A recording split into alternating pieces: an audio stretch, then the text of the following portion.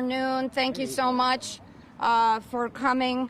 And we're going to get started because we're hoping that we can make comments about this case before it starts to pour rain on us. So we're here because today the United States Supreme Court ruled against women's reproductive freedom in Trump versus Pennsylvania and another related case. We know that millions of women across our country currently obtain birth control at no cost through their employer-sponsored health plans. We also know that more than 61.4 million women in the United States have birth control coverage with zero out-of-pocket costs, according to the National Women's Law Center. And the federal government estimates that between 70,500 and 126,400 women would immediately lose access to no-cost contraception services under this exemption. And we're here today because we believe that an employer's personal beliefs and opinions should never interfere with a woman's own personal health care decisions, and because we believe that this interpretation of the Supreme Court discriminates against women by denying them equal access to preventative care under the Affordable Care Act. And as Associate Justice Ruth Bader Ginsburg said, this decision not only discriminates against women, but will leave many to hunt for other government programs that might cover them or have to pay out of pocket. We think that women deserve equal, unencumbered access to birth control, regardless of where they work, and we're proud that Connecticut has been a leader nationwide that protects that right and more. Our Constitution protects the right of women to make reproductive health care decisions. In Connecticut, we've protected women's access to contraception and other preventative health care services without out-of-pocket costs. We've enshrined key health care provisions of the Affordable Care Act into our state law, and we've passed legislation that protects pregnant women from discrimination in the workforce. But we know that while we're a model, we need to do more, and so we're here because we want to continue to ensure that Connecticut is a national leader to fight for reproductive freedom, especially as the Trump administration continues to do everything they can to eliminate health care access, particularly for women. And it's critical that we elect women leaders and men leaders at all levels of government, municipal, state, and federal, to fight back against this injustice. And so that means we all need to rededicate ourselves to protecting the right to choose and our reproductive freedoms. And with that, it is my great pleasure to introduce someone who's been a fierce fighter and advocate for women's reproductive health care, our Senator Richard Blumenthal. Thank you. Thanks, Susan. Thank you for your continually championing this cause. Thanks to our governor, who has been at the forefront throughout his career, and other leaders who are with us today, including the mayor. There is no underestimating the profoundly egregious effect of this decision. Let's be very blunt. This decision exacerbates a perfect storm in healthcare for our country right now. It exacerbates the dual crisis in our country of systematic racism and COVID-19. We know right now that systematic racism in our healthcare system has already put a disproportionate burden of the pandemic on our Black and Latino communities. This decision aggravates, widens, deepens the disparities in healthcare that discriminate against Black and Latino women. And it is profoundly damaging. Second point, no state, not even Connecticut, can protect itself from this decision because its effect is on the availability of vital medical health care for women. This medical care is time sensitive. It is critical to women having control over their bodies, their futures, their families. And its effect will be far-reaching. Now, this decision is also deeply wrong on the law, and it is not the end, I emphasize, not the end of the legal story here. This decision is not the end of the line legally, and the concurring decision makes clear that at least 2 justices who voted with the majority would likely strike it down, this regulation, if it comes back on the grounds that it's overbroad. The United States Supreme Court said under this statute, the Trump administration has, quote unquote, sweeping authority to promulgate this kind of regulation. It has the authority to establish this rule under the statute, but it didn't reach a lot of critical questions here, and so legally, this decision is not the end of the story, and you can be assured that legally we will fight this battle. But let's be realistic. Again, just very bluntly, 5 justices are probably there to vote in favor of this rule on this Supreme Court. So elections matter. They have consequences. The President of the United States, a new president, could pull this rule, rescind it, withdraw it. That's what a new president should do. This one won't. But elections matter. They have consequences. And they will have the biggest consequences on the lives of poor women, women of color, people in those communities. And this decision simply exacerbates systematic racism in our healthcare system that already disproportionately burden women in those communities in this pandemic. Let me just finish on this point. I will be working with colleagues to introduce legislation that will override this regulation. We did it in the last Congress. It is a bill called the Protect Access to Birth Control Act. I was one of the leading co-sponsors. I will be working with colleagues to introduce it again. It is very short, 2 pages. 2 pages is all it will take to rescind this rule by the United States Congress. I call on my colleagues to support this Protect Access to Birth Control bill, which we are going to work with colleagues to reintroduce and make sure that women's health access is protected. To the women of Connecticut and America, the message today should be, you have a right to control your futures. You have a right to control your bodies and your families and your health care. And we are going to fight as long and hard as necessary to make sure that that right is protected. Thank you. Senator, thank you so much. Attorney General William Tong could not be here, but we're very happy to have the Deputy Attorney General, Peggy Chappell, to say a few words. Thank you. In the interest of beating the rain, I'll keep my remarks brief. On behalf of Attorney General Tong, I want to echo everything that the previous 2 speakers said. This ruling, although not unexpected, is still very disappointing.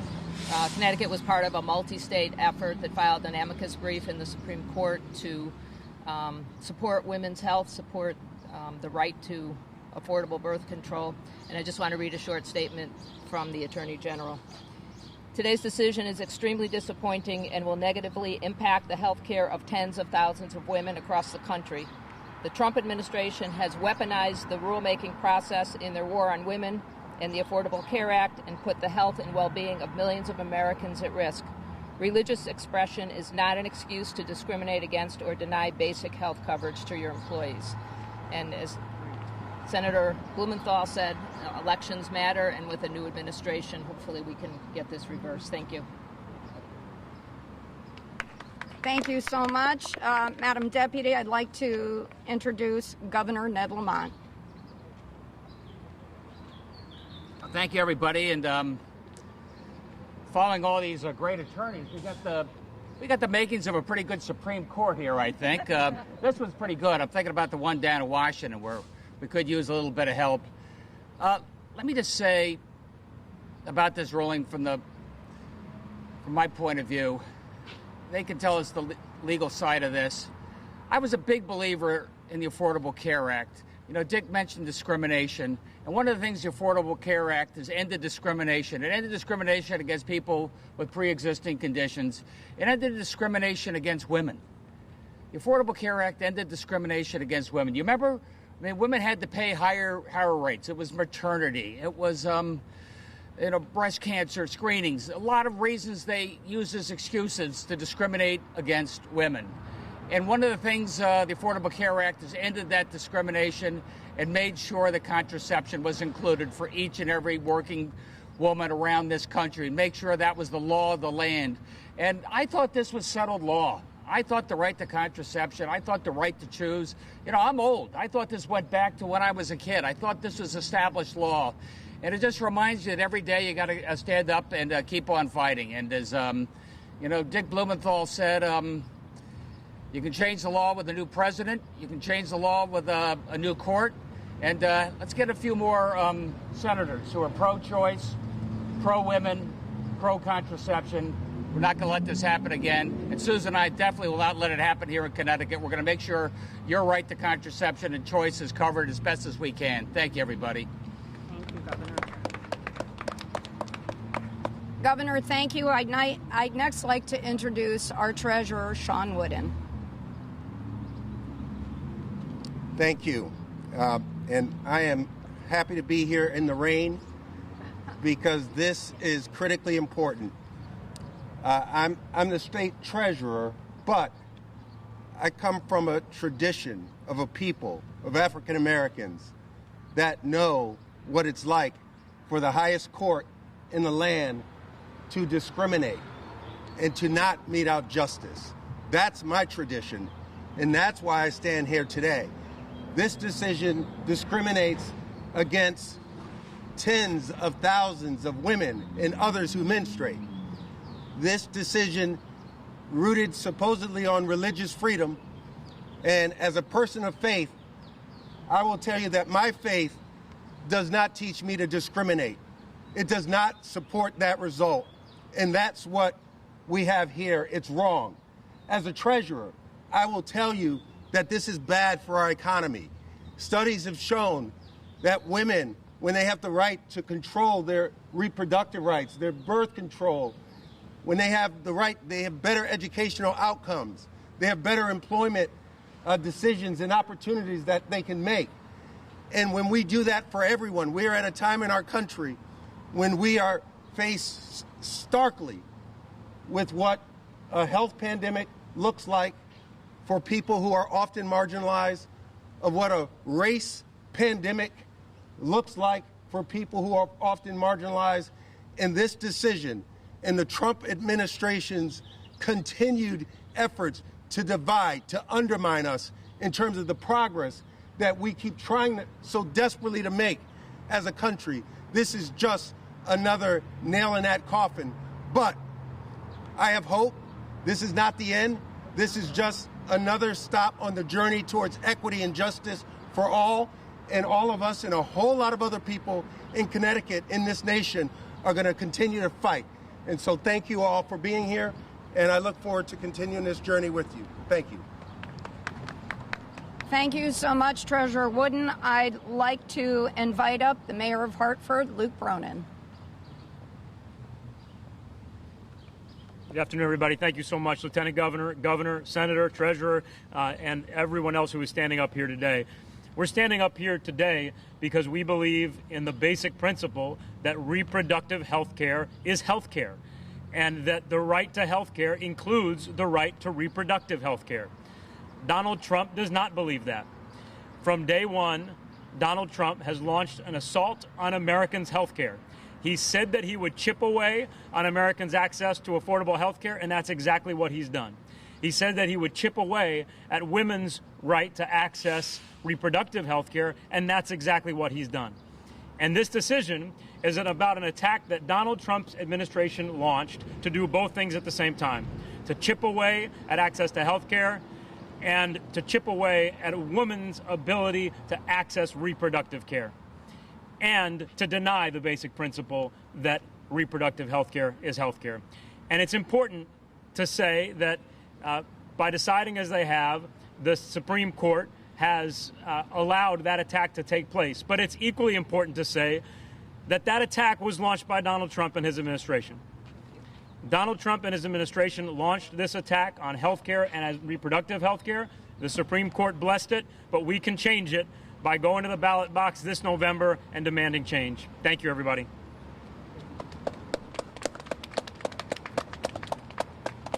Thank you so much, Mayor.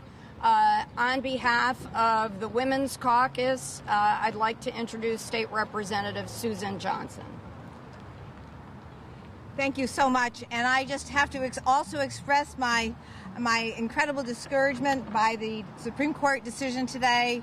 But I also want to say how thankful I am to be here in Connecticut with so many wonderful leaders that are ready to stand up and make sure that women have access to reproductive care, to make sure that they have access to health care.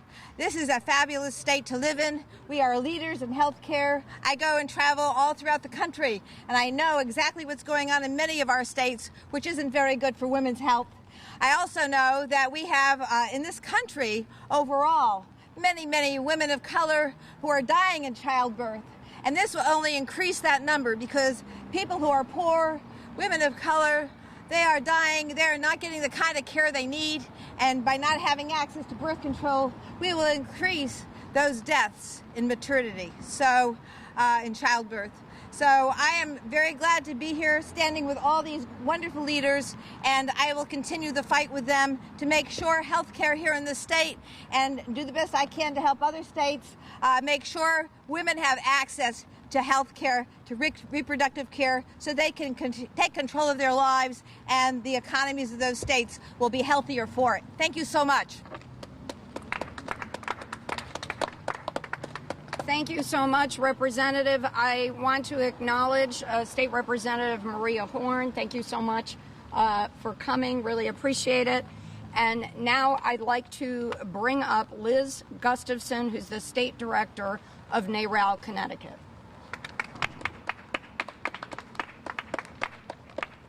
Hi, everyone. My name is Liz Gustafson, and I'm the State Director of NARAL Pro-Choice Connecticut. Today's Supreme Court decision sets a dangerous precedent for further attacks on birth control access and allows virtually any employer, mask, or university to claim religious or moral exemptions when denying birth control coverage to students and employees. This is not just wrong, this is discriminatory. The public health crisis caused by COVID-19 has highlighted just how important access to health care is. Coverage of all forms of birth control without out-of-pocket expenses enables people to meet their needs, which may change during a crisis like this. This case is a part of a larger attempt by the Radical Rights Campaign to ultimately roll back our reproductive freedom and control bodily autonomy. The Trump-Pence administration cannot be allowed to put its dangerous ideology above our health and well-being, not during a public health crisis, not ever.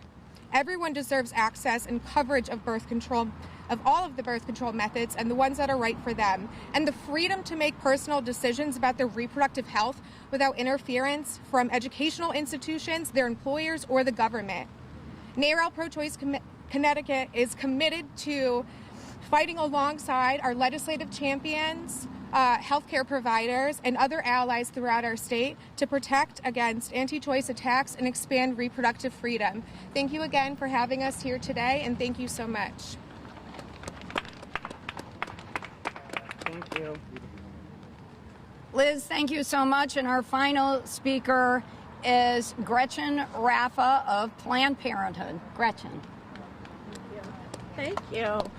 Good afternoon, everyone. My name is Gretchen Raffa, Senior Director of Public Policy and Advocacy with Planned Parenthood Votes Connecticut. And you've already heard it. Today's Supreme Court decision is just egregious. As the nation faces a public health crisis, the Trump administration really isn't letting up on its relentless attack on health care. People need more access to health care, not less. It's deeply concerning that in the year 2020, this is still up for debate, right? Birth control is essential health care. It's not controversial. Nearly 9 out of 10 women in the United States have used birth control in their lifetime. And COVID-19 is pushing our healthcare system and our economy beyond their limits. Birth control is critical, time-sensitive medication that treats serious illness and medical conditions and allows people to plan if and when they get pregnant. Restricting access will only put people's health more at risk at a time when people are already facing health crises and economic uncertainty due to shrinking income, rising unemployment, and difficult decisions on how to make ends meet. Connecticut, I just want to lift up that Connecticut played such an important historic role in ensuring birth control access. The Supreme Court decision, Griswold versus Connecticut, decided nearly 50 years ago, affirmed a right to privacy that struck down restrictions on contraception. And now the conservative-leaning United States Supreme Court is chipping away at our reproductive rights and restricting access to basic sexual and reproductive health care. It has to stop, and it has to stop now. That's why it's so important, as others have said, to elect champions on the local, state, and federal level that will continue to fight back against these federal attacks to our health care and our rights. In 2018, we proudly, in the state of Connecticut, passed proactive policy to protect the preventative health care benefits of the Affordable Care Act because we knew what was happening at the federal level, and as Congress tried to repeal the Affordable Care Act, and we knew what the Trump-Pence administration was aiming to do. And our state law ensured that the 10 essential benefits and the no-cost sharing copays to birth control was codified into state law. While we're proud of this legislation that requires private insurance plans to cover contraceptives and provide protection to many residents in Connecticut, state laws, unfortunately, cannot reach all types of insurance plans. So we know that many people will be left behind by these new restrictions, especially people with low incomes and people of color who already are facing significant barriers to accessing the health care they need. The people who have benefited most from guaranteed birth control coverage are people of color and young people, right? This isn't accidental. It's yet another part of the network of oppressive tactics that reinforces white supremacy that this administration is upholding. This ruling threatens to turn back the progress we've made and uphold systemic racism that widens the gap between people who have access to health care and people who don't. And the fact that the court allowed this attack on birth control coverage in 2020, which has benefited over 62 million people, as people have already said, shows the war on reproductive health care is not just about accessing abortion, it's about everything. So this ruling is an example of the important role states play, like Connecticut, play in protecting access to health care. But that's not enough, right? It shouldn't be just up to the states. It should be that the federal government is committed and needs to step up and make sure every person, no matter where they live, can access essential health care. We will not stand for this, and we will never back down from this fight. Now more than ever, we need to expand access to reproductive health care like birth control and not take it away. Thank you for taking time today, and thank you for our elected officials and leaders for inviting us here to speak. Gretchen, thank you so much, and we'll take any questions. Connecticut law provides an exemption for religious employers, does it not? Contraceptive coverage? Madam Deputy, you want to go ahead? You know that? Go ahead. Go ahead. Can you repeat the question? Connecticut law provides an exemption from requirements to cover contraceptives for religious employers, does it not? I'm not sure which law you're referring to. I believe it's been a law for a while. I wrote about it the last time that the Attorney General commented on this case. So does Connecticut law provide an exemption for existing have advocacy. Yeah. We do have a religious exemption law. Thank you for that question, and please jump in, Senator, if you have comments too. We do have an exemption for religious employers in our state coverage, but it does not allow for-profit corporations to be exempted, and it is limited to religious employers and does not have the broad exemption for moral exemptions like this rule does. And so this ruling will allow more employers in Connecticut to opt out, right? Let me just say, the litigation is about the breadth of the federal exception. The interpretation of the federal exception could well affect state courts in interpreting ours. There's no guarantee that it will. The point here is that our state law has presumably a narrower exception, and our state courts could interpret it more narrowly. The Supreme Court of the United States has, in effect, given sweeping authority, and they use that word, sweeping authority, to this administration to cut back on insurance coverage. Can anybody give a succinct summary of the limitations of Connecticut to regulate this? So when these laws have come up, the laws that were intended to protect as much of the AC Act as they could, the limitation was described on the floor of the General Assembly as not covering self-funded employer-based plans. And there were certain other employer-based. So does anybody have the quick summary of what are the limits as to what Connecticut can do by statute in this area? Anybody want to take a crack at that? Quickly, the Affordable Care Act is the employer-based plans that are. I'm sorry. The employer-based plans are. You have two types of plans. The one type that's regulated. That's what we are talking about here. Then you have the self-insured that are not regulated, and that is a different set of laws and all kinds of things that go into that. So these are regulated plans that we're speaking of, and that's about as quickly as I can answer it without going into any more detail. But that's essentially what we have. We have the regulated and unregulated. Self-insurance is unregulated, and the rest are regulated. Does anybody have an estimate as to how many people in Connecticut could be impacted by this decision today? Now, we had the Women's Law Center that said that it was between 70,500 and 126,000. That's the national figure. Women nationally, but we don't know what the number is for Connecticut. Actually, the figure is probably much larger. The figure that has been used in the litigation, just in terms of the numbers of women affected nationally, is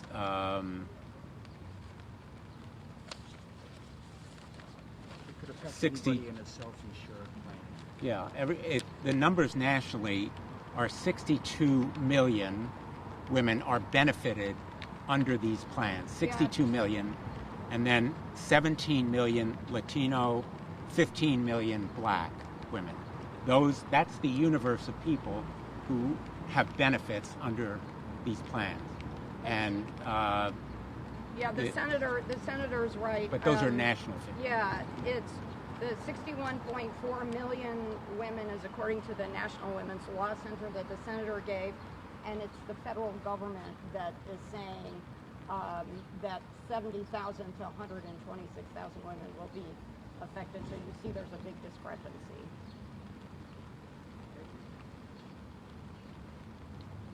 Thanks, everybody. Thank you. In the rain, or We're all having fun.